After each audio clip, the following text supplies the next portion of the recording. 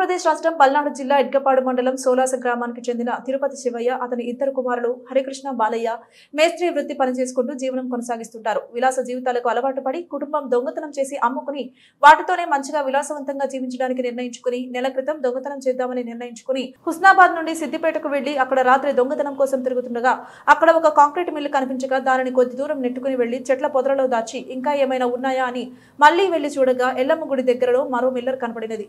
దానిని కూడా తెచ్చి మొదట చేసిన మిల్లర్ దగ్గర పెట్టి రెండు ఒక దగ్గర పెట్టినారు.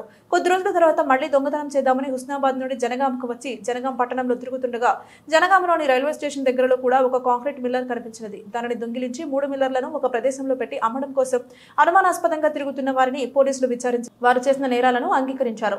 నిందితులు దొంగిలించిన వాటి విలువ 4,10,000.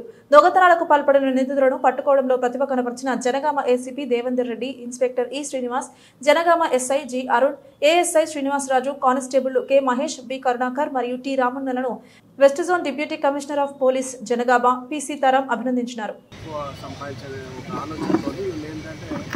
ఈ దొంగతనాలు ఏదో ఒక రకంగా చేసి కొంచెం సంపాదించాలి అంటే వాళ్ళకి తెలిసిన పని ఏంటి, మిషనరీ ఏది మేస్త్రి పనికి బిల్డింగ్ మెటీరియల్కి సంబంధించిన వాటికి సంబంధించిన విషయాల్లో వీళ్ళు సిద్దిపేటలో మొట్టమొదలు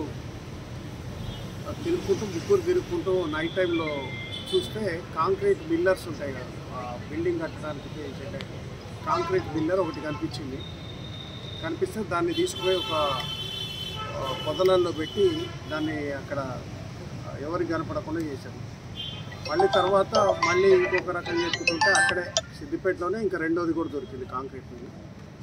దొరికితే దాన్ని కూడా తీసుకొచ్చి పొదల్లో పెట్టారు. ఆ రెండింటిని నెమ్మదిగా షిఫ్ట్ చేసి జనగామ జిల్లాకి ఎక్కడ కూడా జనగాంలో దొంగతనాలు కాకుండా ఒకవేళ పొరపాటున అయినా కూడా ఇమ్మీడియట్ రికవరీ చేసే విధంగా ఈ కష్టపడుతున్న మా ఏసీపీ గారు, ఇన్స్పెక్టర్ శ్రీనివాస్, అరుణ్, తర్వాత మా మహేష్, కరుణాకర్ వీళ్ళందరూ క్రైమ్ టీం కూడా వీళ్ళందరినీ ఈ సందర్భంగా అభినందిస్తున్నాం.